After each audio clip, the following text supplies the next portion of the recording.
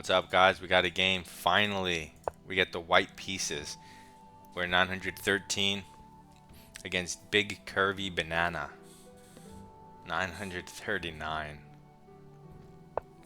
He responds with e5 reverse Sicilian. We're gonna play g3 so we can fianchetto our bishop and take control over this light diagonal. He develops his knight towards the center, prepares castling. We develop our bishop towards aiming at the center. He strikes in the center with d5, opening up the diagonal for his dark square bishop and making contact with our pawn.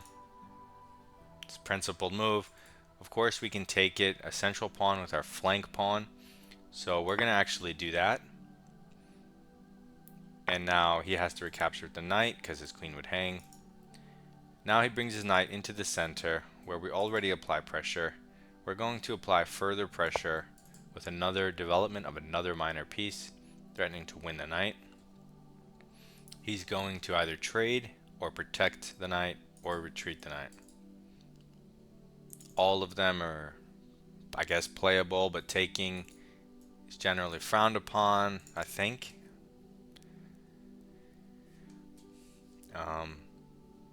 Normally in like this is like a reverse Sicilian, and normally I guess these moves are what would be played from the white side. So he plays one of them, protecting the knight, developing a piece. The drawback is it undefends this square now that it left its home.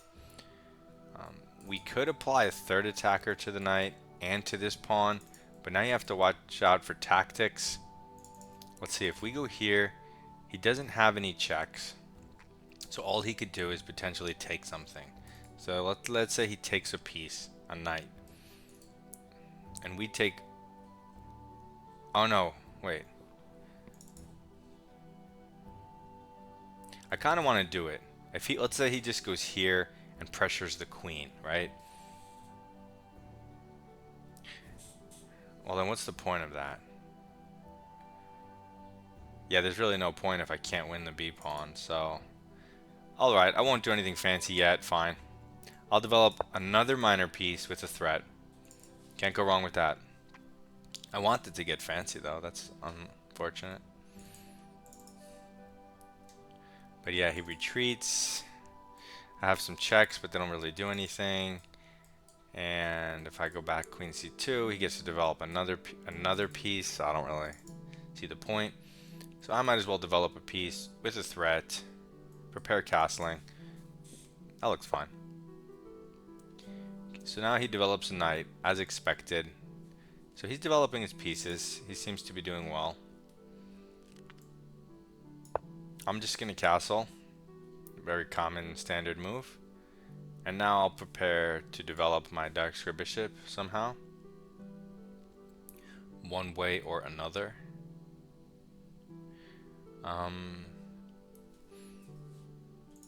Maybe d5 is in order.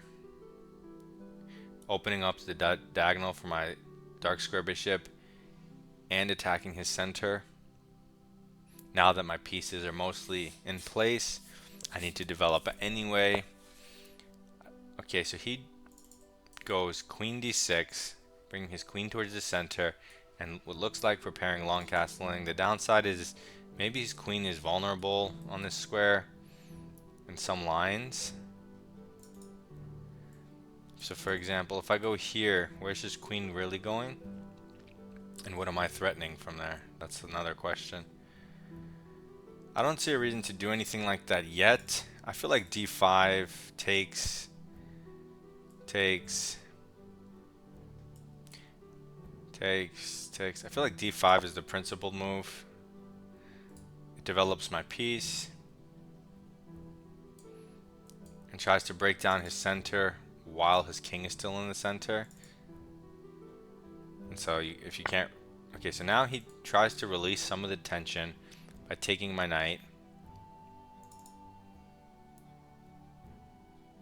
So I'm going to, let's see, if you try to throw in an intermezzo, he can take your queen, so let's not do that.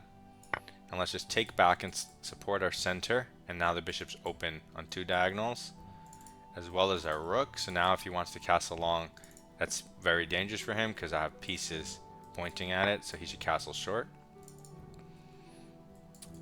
He takes the pawn in the center, so I think I want to take it back. Take with the knight and open up your bishop. You could take with the pawn and not offer him a trade, keep more pieces on the board. Taking with the knight. It does open the bishop. It does threaten to hit this guy. It does leave you with a worse structure though.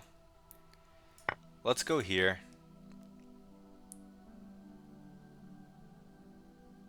We can always throw our bishop in, supporting the center with tempo. And then we could throw our rooks on the B and C files maybe. And maybe we have queen A4 there. And then all of our pieces are kind of beaming. And that's what we want to do, is find places for our pieces to beam. And this diagonal's beaming. We could jump our knight in. This guy will beam. Right, starburst knight. And our position's very solid. We're castled. He's still two moves away. If he castles long, he's really, which he just did, he's asking for trouble. He's asking to get burnt. He's applying extra pressure on this pawn. That's, I guess, the positive of his move. The downside is this file's open and my bishop's here, so it's like he wants to get checkmated. Queen A4 ideas look nice. Rook B1 ideas look nice. Bishop F4 ideas look nice. Bishop F4. If the queen comes to one of these squares,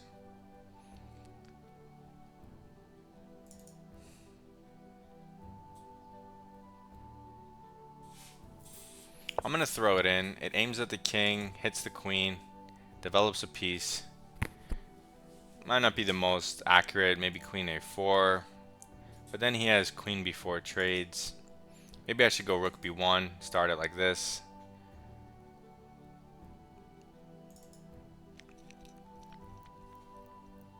Or maybe not. He can't take because the knight would take the queen. If he walks into the light squares, I'll look for some type of discovery. If he goes here, he's blocking his bishop, but maybe he should go there. He'll probably go to one of these squares. I'm not really sure what's happening there, but probably neither is he. I think I'm going to move my rook and try to get him to take this pawn so I can move my rook back and have open files. He actually does move it into the center, but he walks into discoveries. I don't know if I have any good ones though, because if I move the knight, he instantly can take the pawn with the queen. So that would be annoying. So I think I'm going to save the discovery. I can continue with this type of stuff. And if he takes with the knight,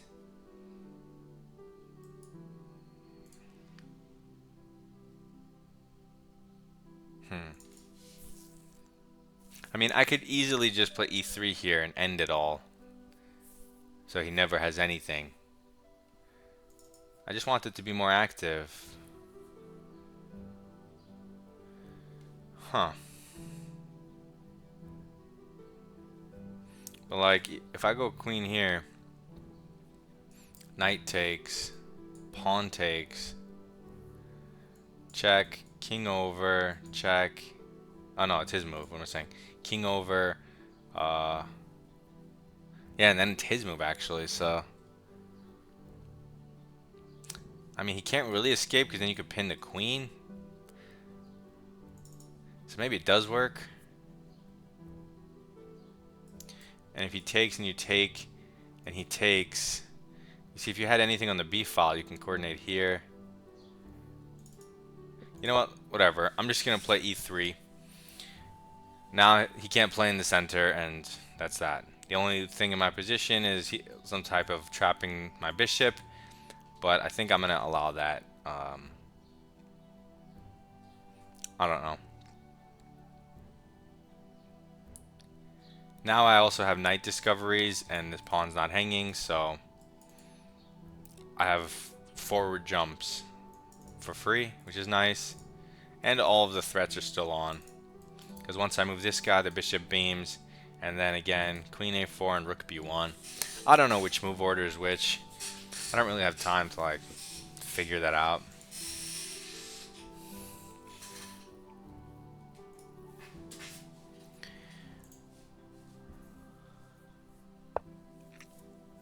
So he develops his bishop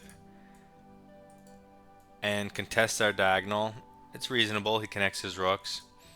We could jump our knight in again, creating the threat with the bishop. That seems nice. After that, we could take his knight and try to ruin his pawn structure. That seems nice. We're going to start with that. We're going to improve one piece, improve his second piece with tempo, creating threats, and we want to coordinate on this square. And I keep saying it, but I still haven't moved the rook or the queen. I should probably do that at some point. I just feel like these moves are pretty natural. Now he doesn't have any play on the d4 square. And once he doesn't have that, you know, he's kind of just waiting to get hit on the over here. So even though the material's even, he doesn't really have any good moves. He moves his queen out of the attack, but it doesn't really matter where it goes. I mean, the b file is bad because it asks for me to make the move I've been waiting to make and wanting to make this whole time. And so I'm going to hit his queen with tempo while targeting this square I've been wanting to target. So I'm happy to see this from him. It's a waste of time. And now I finally get the tempo I've been needing to do my aggressive moves. And now this knight also has a lot of pressure on it.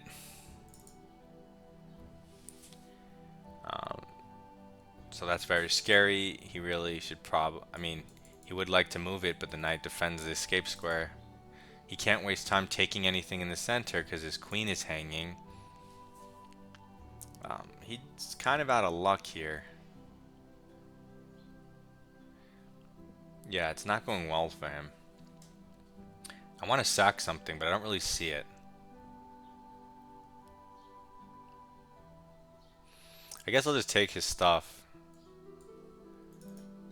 I'll take this knight with my knight. I guess I want to go queen b3 after he does something, but his bishop covers that square. And if you ever push, then he can take your knight. So he puts his queen back on the square he just moved it from. What? He completely forgot that my bishop was hitting it. So I'm obviously going to just take the queen. He was playing such a good game too. He takes back, but now I'm up a lot. So now I'm going to trade more pieces. I'm going to take his knight. I'm up a queen. I'm going to take his bishop because I'm up a queen. And now I mouse slip. I meant to put it here and give this check. But for some reason, my hand clicked E1. Awesome. So he gets a free tempo. Luckily, I'm up a queen. He's probably confused at this move, but it was an accident, so don't think too deeply. He hits this rook, which I trapped accidentally with my mouse slip, so there's nothing I can do about that, but improve my queen, threaten this pawn, and let him take my rook. Oh no, what am I doing? I just pre-moved this, saying like, oh, if he takes it, I'll take with check. But I just realized he can move it, you know, somewhere like this, and then I would lose my queen. I'm not trying to give him the win. This is kind of a clever move because it protects. I really like this move by him. Interesting. This is the same guy who just hung a queen in one move, so figure that out. I'm going to move my queen to a super active square, and it's on dark, so his light square bishop can never attack it. And if he takes, I can always take with my rook so he doesn't win a rook, right? And he can infiltrate, but I'm still up a queen, so. So now I just want to activate my rook, my only other, you know, heavy piece. I think putting it here is a good start. Maybe he'll push his pawn. Okay, so he tries to activate his rook. I'm just going to come in with, well, if I come in with a checkmate threat, he's going to move his rook. But then I can come and scoop pawns, so I'm going to threaten checkmate in 1 with my queen. He has to defend against this in some way. And then I'll just start eating his pawns, I feel like.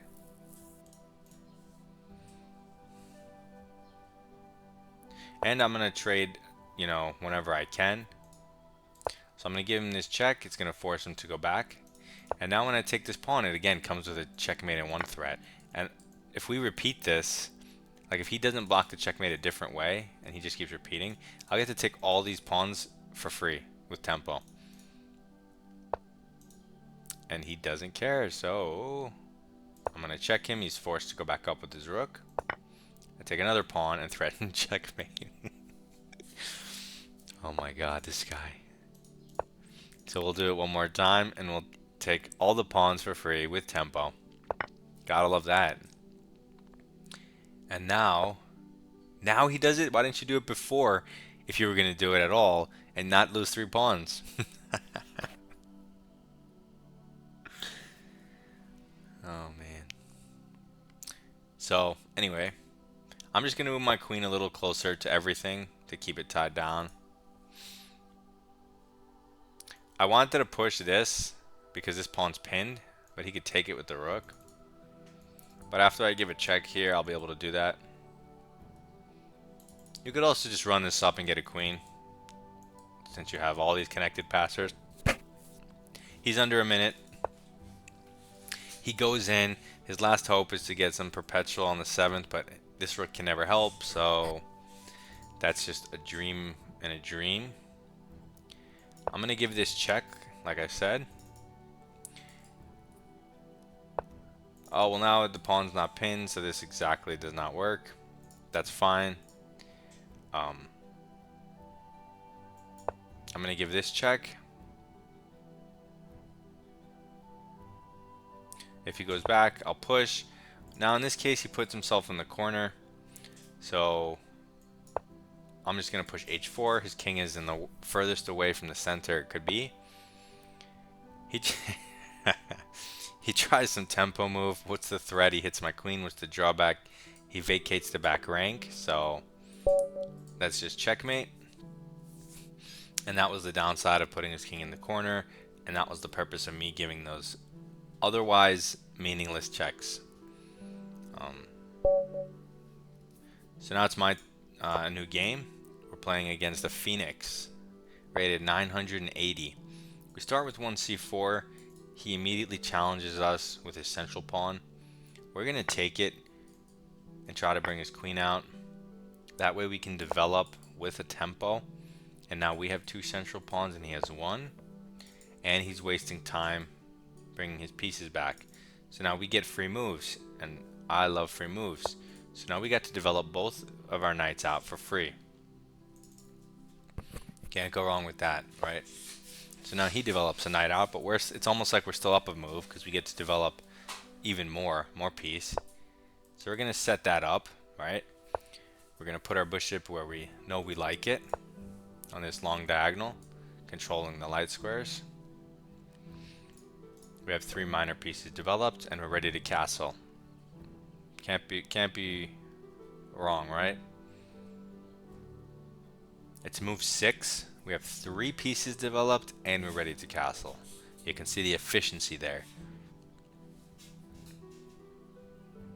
And now he's thinking, yep, he should just develop a piece. This is fine.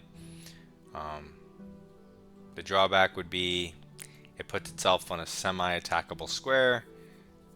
I'm not going to do it right now. I want to continue my development. So I'm just going to castle. And now my king is safe. And now I can start operations in the center. Kind of like maybe it was last game or whatever game. I push d4 once I'm ready. He can't push because the pawn hangs, right? And if he takes, I take, and we open the center. But that's generally good for me because all my pieces are in place. My diagonals are open for my bishop once I play d4. And now he puts his knight here. The natural square is obviously e6, supporting the center. So the drawback of this move is it's on the rim. I can take with my bishop after d4 and mess up his king if he castles. The pawn structure will be ruined. It also doesn't support these squares, so my knight can jump in. A really bad move. I'm going to just thrust in the center. He hasn't castled yet. I'm going to play d4. And now both of my bishops are looking pretty nice. My knights are looking pretty nice. So only my rooks can really be improved. If he castles, I might take this knight and take.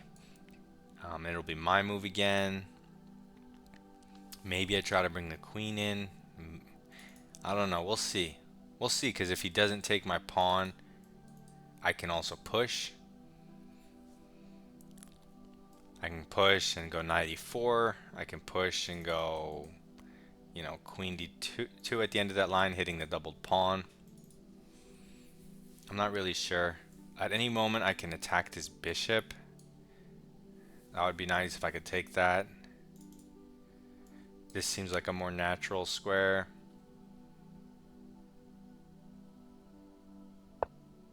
So he moves his knight out of the way of the bishop.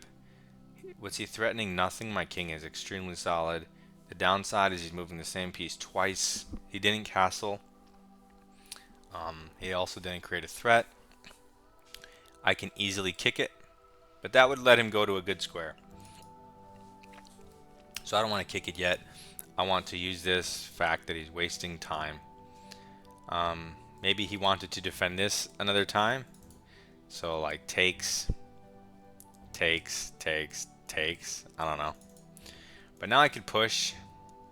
Displacing this knight, it would have to go somewhere, I guess, undesirable. That would open up his bishop's diagonal. What to do? We could kick the knight. It is in our house. And if it goes to the good square, we can pin it. But I think it's more principled to kick this knight, maybe? I don't really know. I feel like if you could displace this, though, maybe you should. Because he'll have to maybe go back. And then if you kick this knight, he'll go back.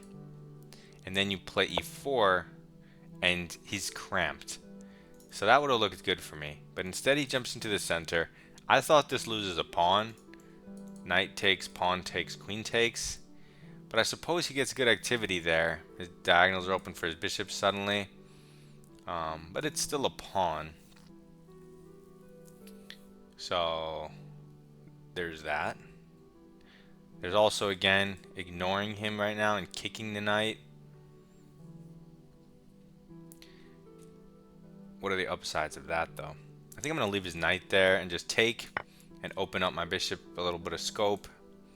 Bring my queen in the center and see how he reacts. Now this comes with the immediate threat here. He could put his bishop here. He has to be careful, though. Maybe I can pin it to the king. Okay, so I could pin it to the king. And there's pressure on this knight and this bishop, so he has to make sure he doesn't fall into tactics. This check doesn't do anything.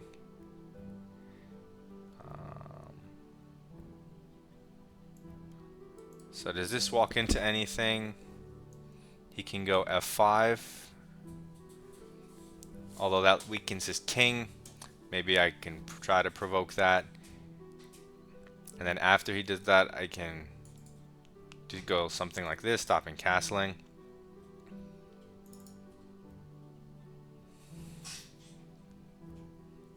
Where else can I go? I can go back. Well, I don't want to go home. I would rather stay on the 4th. And if I pin it and he castles, then I can maybe kick the knight. He would take the knight. Then I would take the bishop. Then he would move the knight. That could work. My queen might be in an awkward spot, but let's give it a try and see what he does. At the very least, it's defended by the bishop. And it's kind of tricky. I'm not sure how to respond to this move as black. Maybe f5 he's going to do. Although then after I play... Okay, he does play f5. So I'm thinking to shift my queen over to one of these squares. This is an interesting square. I feel like maybe here, stay on the light squares. Although they're both interesting. This comes with a discovery after castling. This can coordinate with the bishop. I guess this would hinder the... I'm going to do this so he can't castle or develop the bishop immediately. That seems reasonable. Kind of stop him from doing stuff for right now. So he moves his bishop back, which is fine. Because he's moving the same piece, so it's not a waste of time for me either. And now I can move my queen over one. It's kind of safe. And now I have moves like this, which double hit this and this. But of course I have to get my pieces in the game. Maybe like a rook to d1 at some point. Also now I do want to kick this knight with maybe an h3. That way I could put my bishop somewhere. Like maybe if I want to put it here, I don't want the knight to take it. Maybe he'll castle. Instead he tries to break down my strong center with the pawn. Now if he was castled, I would have respected this idea of trying to break down this strong position. But because he's not castled and the center's open, this diagonal's open, and I have a bishop putting pressure here, this kind of looks like it hangs everything, doesn't it? So I don't think it's good. It also makes any rook on the d file way stronger when I don't have a pawn here. So I'm just going to take. And now he can't castle or develop his bishop. And so now I almost would like to take this e2 pawn and throw it off the board just so I can get a rook there. And so that's like important to know. When would you rather take your pawn and throw it away? Because then you're looking for pawn sacrifices, right? So he moves his knight unprovoked, so I never had to play h3 into the center. Multi-attacks these things. So maybe this was a big brain way of defending c6. Maybe this guy's a genius and I just don't know what I'm doing. So let's see. Okay, we're gonna move our queen. Where do we want to move it? This looks like a nice square, creating threats, x-raying. He can't put a bishop there. And if he takes with either piece, we could bishop takes check. So that looks safe. Pressuring the light squares, and that's why we start with c4 on move 1, because it controls the light square. And then we put a knight here, controls the light square. We put a bishop here, controls the light square. So if you have a pawn that also controls the light squares, and you coordinate with the queen as well, it's so overwhelming, such pinpoint precision focus, that blacks, even if they're developing, usually their 4 or 5 developing moves are not so coordinated on one idea or one key square.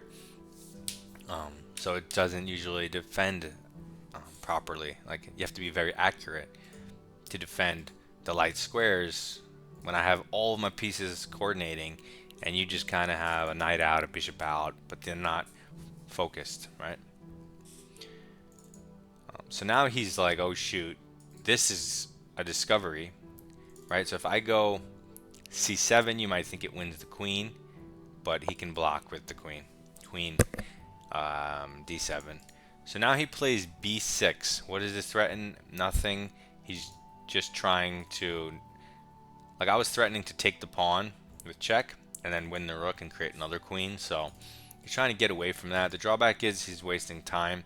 I still have the discovery, and it opens up the bishop to the rook, so he still loses material. So if I go check, maybe he wants to put the bishop here, hitting a queen. That's fair. What else do we have?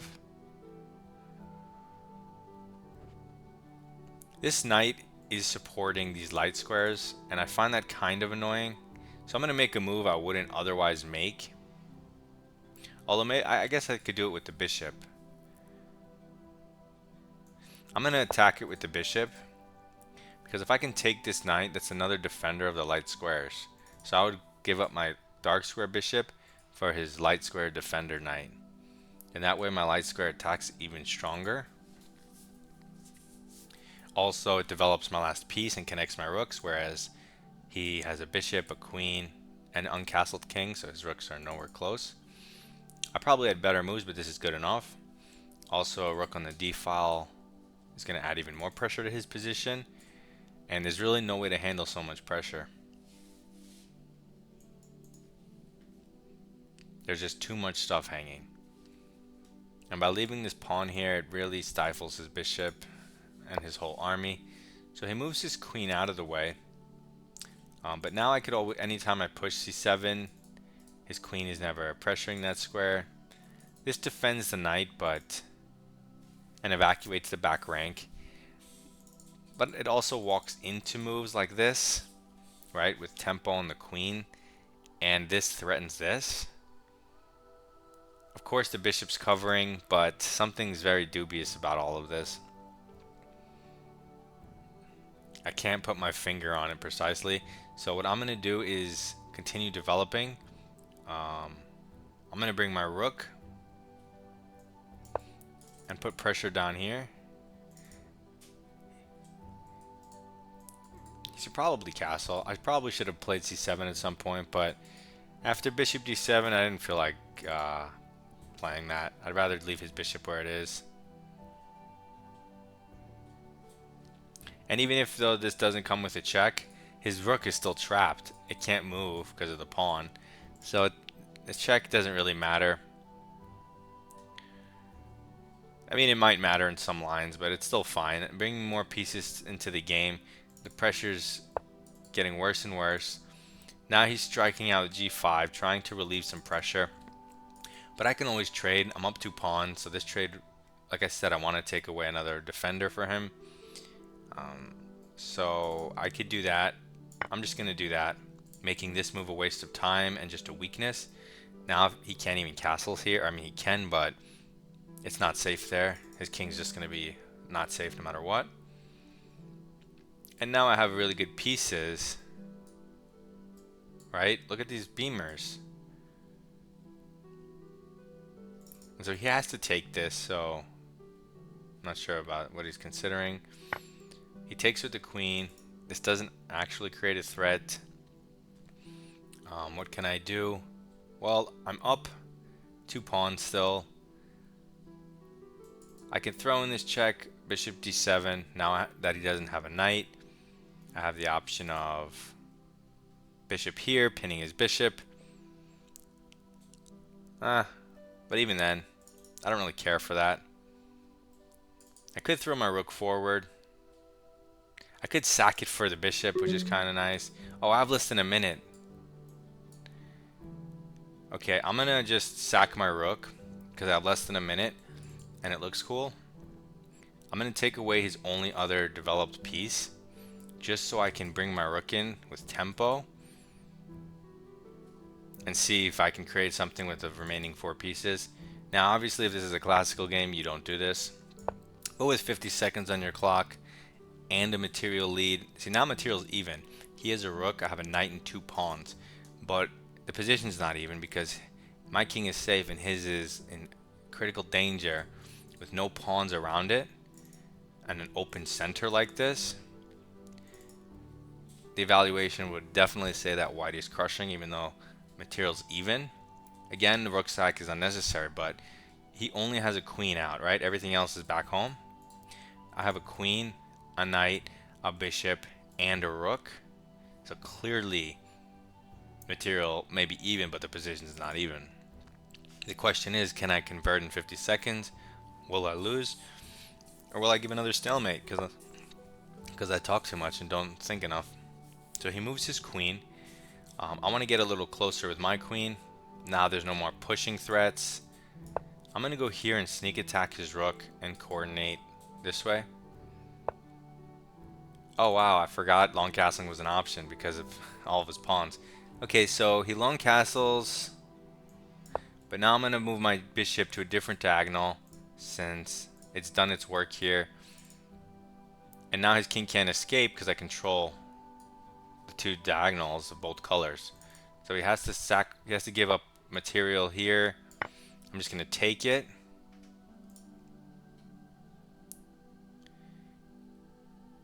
And if he takes back with the queen, I'm going to give this check.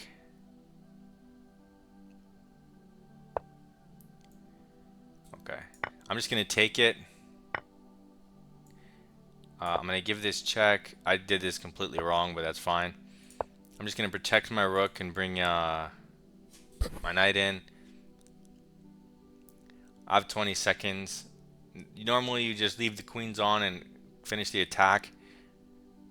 But you don't butcher it like this. The funny thing is he can't develop his bishop because he loses the rook. And if he tries to protect the rook, he takes back and I queen. So he can't move the bishop and he can't move the rook. Now I'm going to give this check and come in with a sneak attack. The double. He wanted to go rook here. That's why I moved the pawn. But now he'll be hanging the bishop. Thing is, I only have 20 seconds and he still has a rook. Okay, if he moves the bishop. Wait, what? Check. So check and queen. I want to move my king over. What? I can't calculate because I have 14 seconds. This is bad.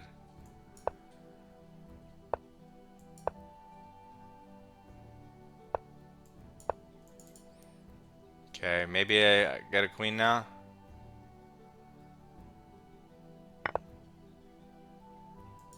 I only have 11 seconds. So I'm just going to pre-move some ridiculous stuff. Just so I can think while he runs out his clock. Like I pre-move rook f8, that's safe. He's just going to move his king somewhere.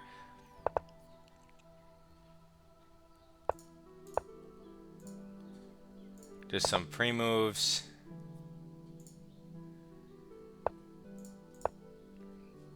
Thank God I have this square available for the back rank.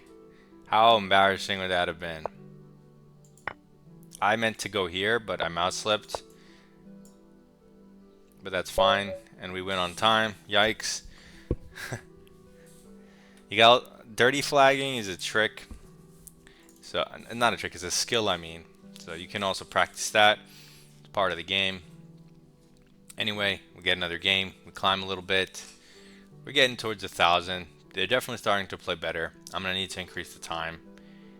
Hopefully you learned something. Submit your rapid games.